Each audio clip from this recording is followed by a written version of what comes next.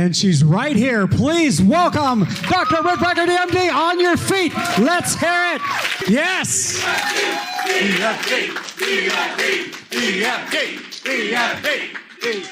Oh, yeah.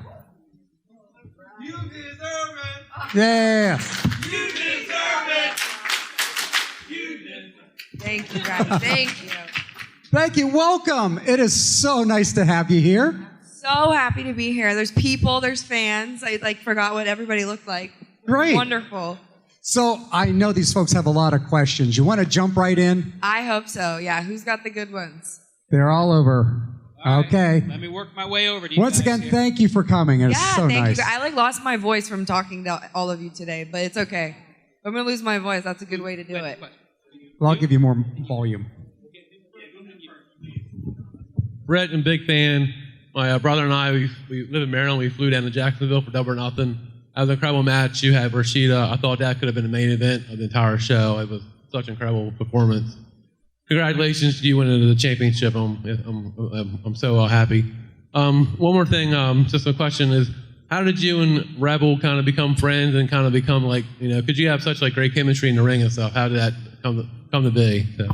So we started filming a lot of vignettes off-site when the pandemic started because we couldn't get together to film. And I started doing these promos called Rules of Being a Role Model. And Rebel lives in Orlando, so she was just like the local makeup artist. She's one of my good friends too. But we started using her as Reba, as just like the makeup artist that I could bully. And it was so good, and fans just loved it. And we have such good chemistry because we're like best friends. So it was just something that Tony Khan was like, we got to stick with this because it works. And she's fantastic. We love Reba. Okay. Right, here's another question. Oh my God. All right. Shit. I'm a DJ. I should know how to do this better. I'm sorry. Hi, Britt. So, first of all, I thought it was awesome how you hugged Izzy and told her that she hugged a real world model instead of Bailey. So, good for that. Here's my question. So, if you could face any woman, past or present, that you haven't faced yet, who would it be? Oh, I think, speaking of the devil, probably Bailey or Sasha. It'd have to be one of them because those are two of my role models that I watched when I was first training to be a wrestler. So that's something, but I mean, that's 5 years ago. So that's when I was training, they were main eventing NXT TakeOver. So that was when the tides were turning. They kind of paved the way for my generation of wrestling. Even though they're still in my generation, they came before me. Okay, another question right here. Hi, Britt. I just wanted to know what made you become a dentist. You're really good at wrestling and everything like that. And your match with Thunder Rosa was one of the best women's matches I've ever seen in my entire life. So what made you become a dentist? I actually started training to be a professional wrestler when I started dental school. So they came at the same time when I was in Pittsburgh, actually. I would go to Pitt Dental School and then go train in South Hills in a warehouse in a wrestling ring. And I didn't tell my family about it for 6 months because I knew they were going to not be okay with it. Turns out now they're okay with it, but they weren't at first. But I didn't choose one or the other. I kind of chose both at the same time. Another question here. Is it hard for you to kind of juggle the two, having a practice and all the demand that the wrestling puts on you?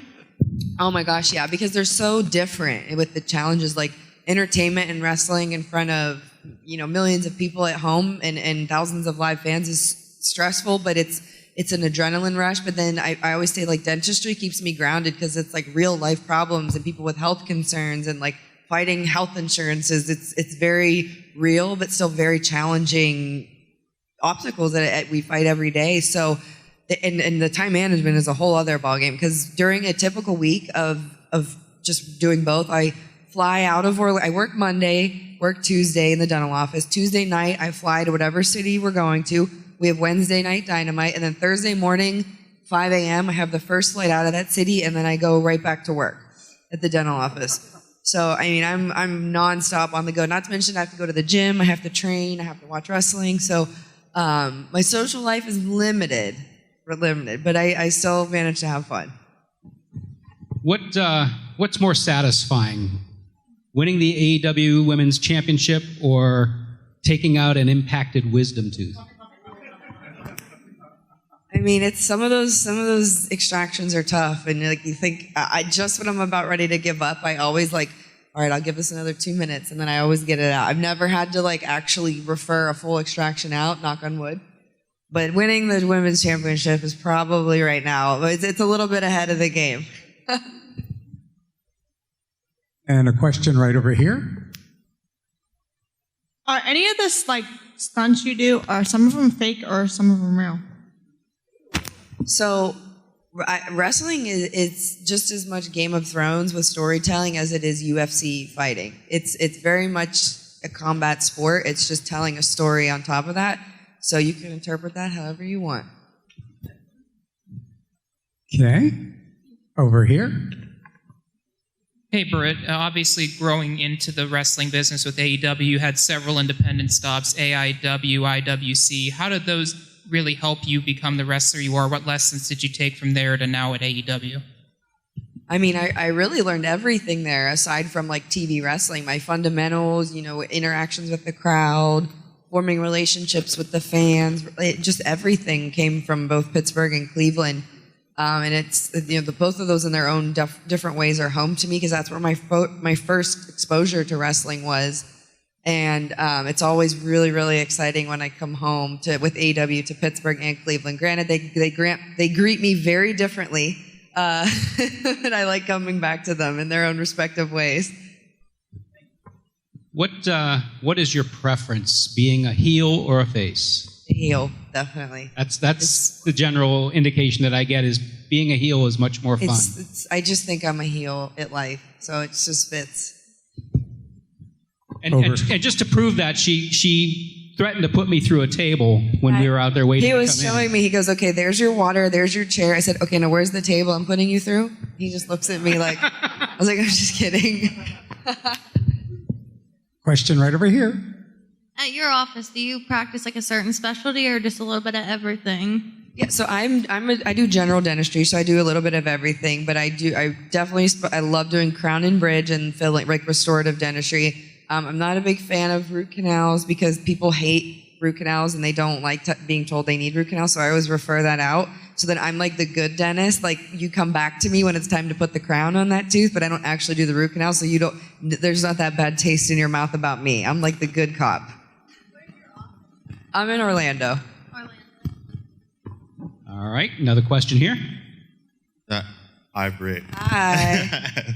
So I was at your last Ring of Honor show in Pittsburgh which was like before AEW was like officially announced, and I believe, I could be wrong, I believe you were like the first female talent that was like signed to the roster.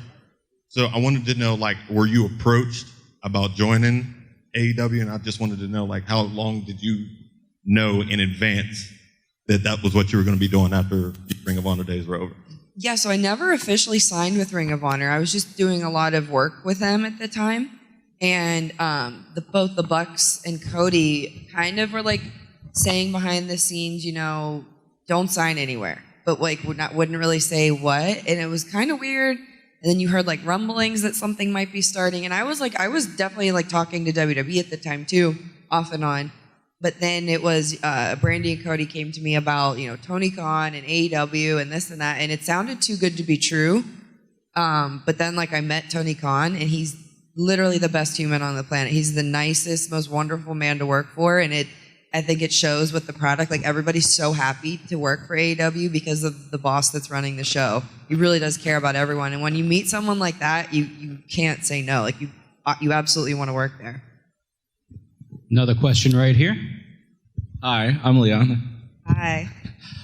But my question is, first of all, I want to say your match with Thunder Rosa, I think we can all agree, is one of the best women's matches we've seen in years. Thank you. My question, though, is, reading, it was either a few days ago or a week ago, Triple H made a statement saying that the best women are in WWE, and if they're not in WWE, they want to be in WWE. And I myself disagree because I think AEW has put on some of the best women's matches we've seen in a long time. Baby.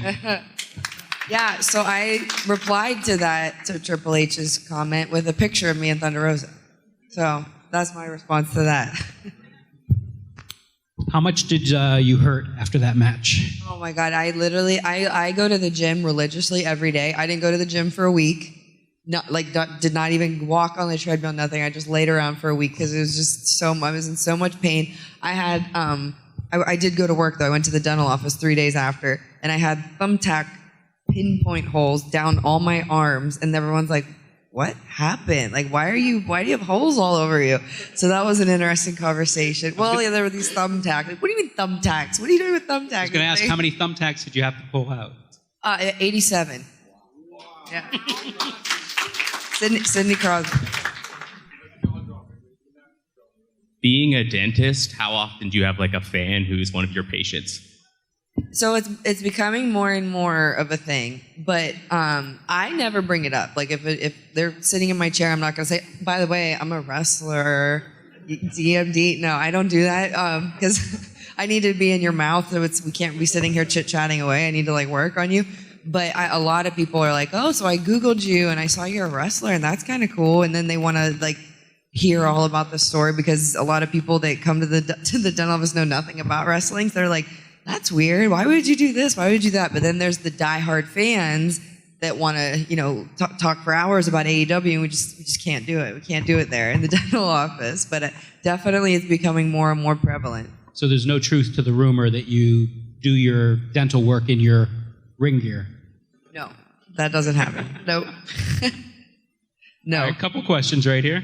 Britt, who do you think you could be feuding with for us at the 2021? If you being a new champion, who do you like to think would be a good challenger for you for the title, or like in a good feud for upcoming next few months, leading up to All Out in September or so? There's a lot of really great girls in our division. I mean, I always have great matches with Nyla Rose, Chris Statlander, Red Velvet, Serena Deeb, Ty Conti. I mean, the list goes on and on and on.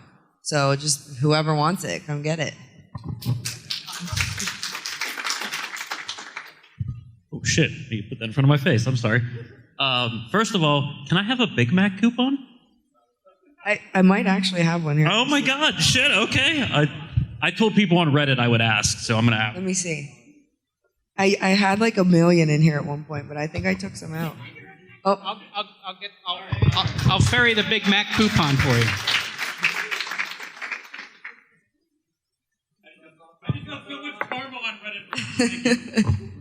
No, but serious question. How awesome is Tony Schiavone? Oh, one of my best friends. We're literally one of my best friends. He was just texting me, actually. We FaceTime all the time. We talk on the phone every day. We like text. We're literally best friends. And it's so much fun when we get to do anything on camera because we just goof around and act like we do in real life. I just bully him around and he takes the abuse because he loves me. And so it's a lot of fun. Right here. Hey, Britt, how are you?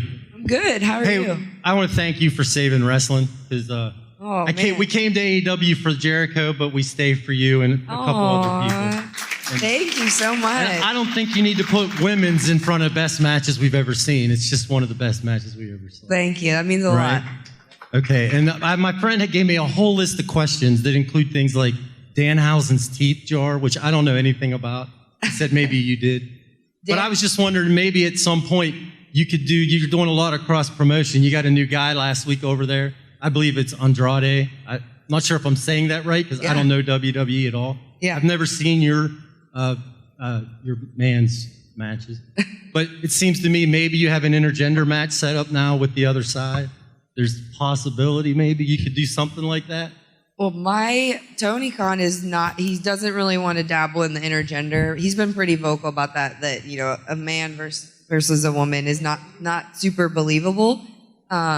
If it's done the right way, sure, but I'm never going to go against what the boss man says because he's my boss and he signs my paycheck. So. Now speaking of intercompany promotions, the fact that Kenny Omega has crossed over and is also the Impact champion, is there any cross-promotion in the works for the women's division in AEW? I don't know that it's in the works now, but I would love for it to be. Deonna Purrazzo is one of my best friends, the Impact champion, the Knockouts champ. So she's one of the best technical women's wrestlers in the world. I would love to wrestle her. So if she wants to come over too, bring her on over. He's got a follow-up question. I know you follow all Pittsburgh stuff and Mark Madden and all that kind of stuff. Well, I don't know. Easy. Well, right. We know Mark. We know how Mark is. You should do something with Jericho about Britsburg Dad. You know that character? The Pittsburgh Dad? Yeah, well, you could do Britsburg Dad, and he could do all wrestling puns instead of Steeler puns. I don't know. Is that a question or? I think we're going to go somewhere. We're going to go in a different direction here. Anybody else have some questions? Yeah, hi, Britt. How's it going? I'm good. How are you? Having a wonderful time here. Celebrating with my wife. I think we met you earlier. She said you were just totally awesome. I agree. So I have to ask, what is the funniest thing you've seen backstage? What is the one thing that's really cracked you up more than anything else? Oh, my God. We're laughing all the time, like all the time. I'm going to have to come back to that because I need to think really good about that because any time me and Tony Schiavone have to do any type of video, like a vignette or a promo package where we're off site, we're always getting into trouble and we're always laughing. Like when we did the thing at the spa where we wax his chest. So we go to sit down in the pedicure chairs and he just knocks over the vase. There's a flower vase and just smashes it. He's getting yelled at the whole time. He's walking around barefoot. They're like, Tony Schiavone, you have to wear shoes. You can't break the flowers. You can't do this. So something like that, but I'll think of a better answer. We got a question then right here while you're thinking of that. Okay, so in the last week's episode of Dynamite, when you're getting your celebration in the ring, Nyla Rose walks out. Do you think she's going to try challenging you for the belt within the coming weeks? So, to my knowledge, she can't just challenge me. She would have to be ranked number 1 contender. So if she works her way up the rankings, then sure, that's fine. But no one just gets a free pass. You have to do the work like I did. I didn't get to just challenge Sheeta. I had to wrestle a million dark matches, and then I got number 1 contender match. Some questions right up front here. Once again, with that lights out match, just unbelievable. Like when you watch that, you really vault the division. I mean, when you look the past 20 years, what it is today, it's unbelievable. You watch that, my jaw drop. I'm like, holy shit. But when I look at even with the blood and the thumbtacks, is there an art to that? And even the thumbtacks, and what idea do you go, that's what I really want to do? And do you ask anybody, what's that feel like before I get slammed down on that? Or you just go, let's just go, fuck it, let's do it. Well, I've actually read Chris Jericho's, I forget which book it was, where he talks about thumbtacks. And he described it as I don't even remember, it was horrific. And I had the idea of thumbtacks permanently in my brain as misery and something I never wanted to do. But when you're doing a weapons match, you have tons of stuff around the ring you can play around with. Thumbtacks come out, it's inevitable, someone's going to go through them. Just so happened to be me. There's nothing fake about it. It hurts really bad. They're like the thumbtacks at your office job that just go in your back all over you, 100 of them at one time. And then after that, they're in the ring. They don't just disappear. They're laying all over the ring that you still have to wrestle in. So you're getting them in your hands and your legs all over the place. So is there an art to it? No, it just freaking hurts. Another question up front here. What's the worst injury you had? Wow.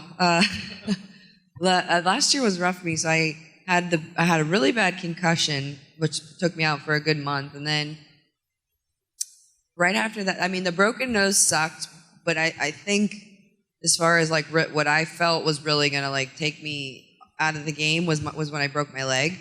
But honestly, it was the best thing that ever happened to me because then I still got to stay on TV and do promos and video packages. So whereas that's the worst injury, it's the best thing for my career, in my opinion.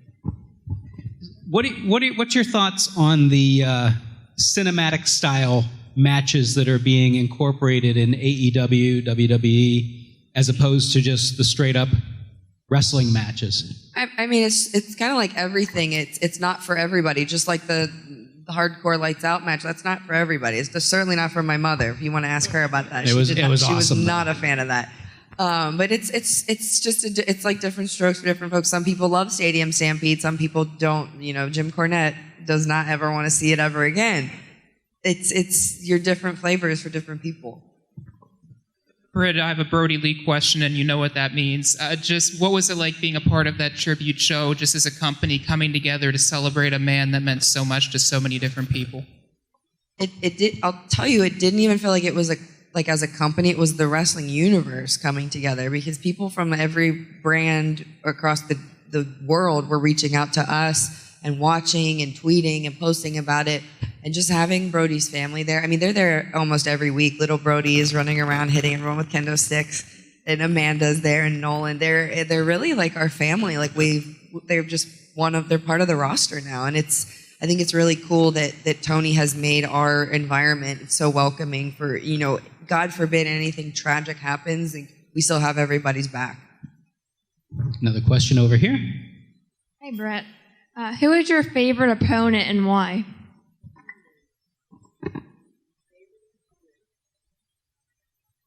I mean, it's going to have to be Thunder Rosa, just because it's every Batman needs the Joker, and I think I'm her Joker. So we need each other to tell a good story, and we need each other, the good versus evil.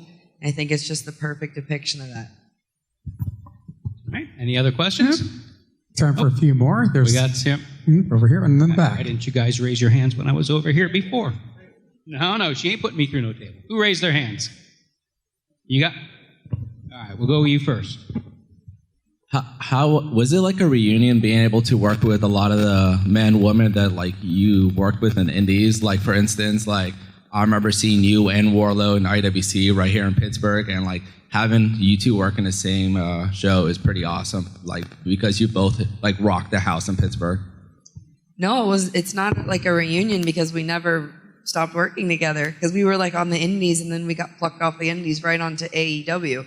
So it's like we never left. So it's kind of, especially with Wardlow, we've been on this journey from day one at IWC and, you know, Elizabeth, PA, Pittsburgh. So it's really cool that our journeys are parallel with each other.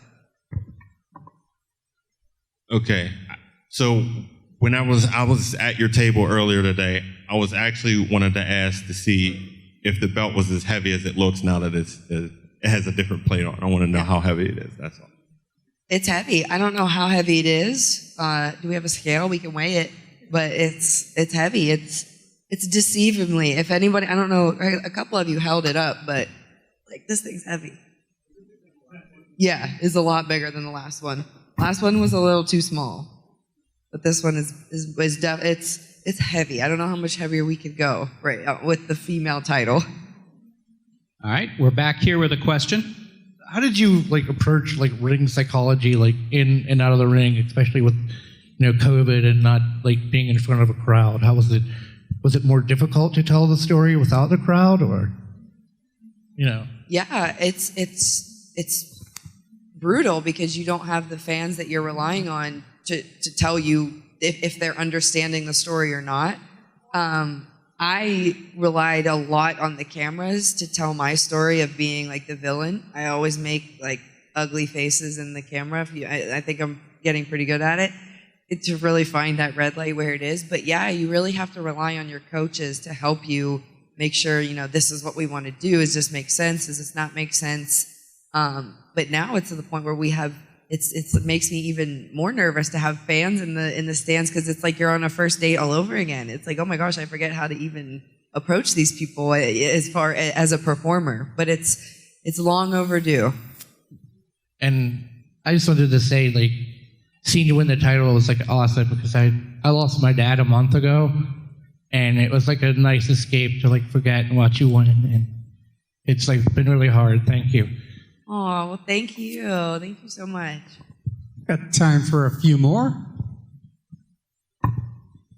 Or not? Just raise your hand. Oh, okay, back up front. Okay, we'll nail these three.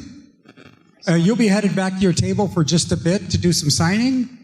Or yeah. Okay, yeah. So if you haven't had a chance to ask a question, or just make sure and hit her table up. She'll be here all weekend. I'll be here all day tomorrow. And all day tomorrow. All right, we'll start with this guy. Gonna sound like a creep, but do you have plans for tomorrow night? My mom and dad are coming into town. All right, creep. What about the IWC show? So I would love to get over there. I'm here really late until tomorrow, so I'm gonna try to make my way over there, or at least to see some of the guys after, because a lot of them I still keep in really good touch with, and my best friends. But I'm not on the show. I promise you, I'm not on the show. Okay. All right, over here. Hello. Okay, who do you think is the next local person who will be a superstar in AEW?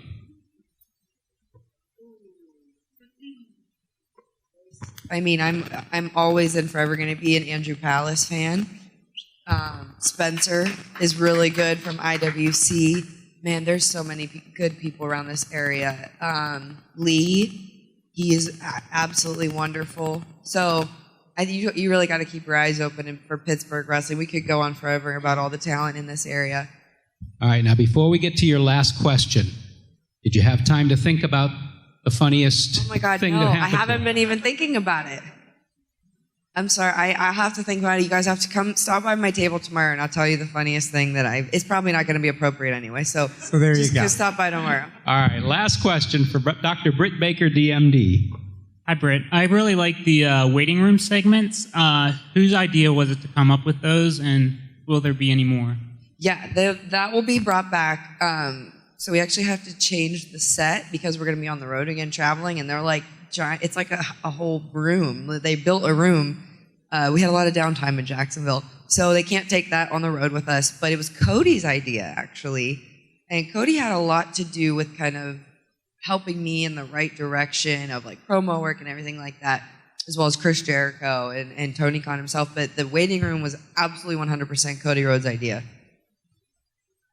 And there you go. Thank you so much for coming out. And you guys know what to do. Thank you so much. She's here all weekend. So lucky to have her. You can do better than that. Hi, this is Aaron Ashmore, and you are watching Phantom Spotlight. Be sure to like, share, and subscribe like now. Oh, and have fun and follow your fandom.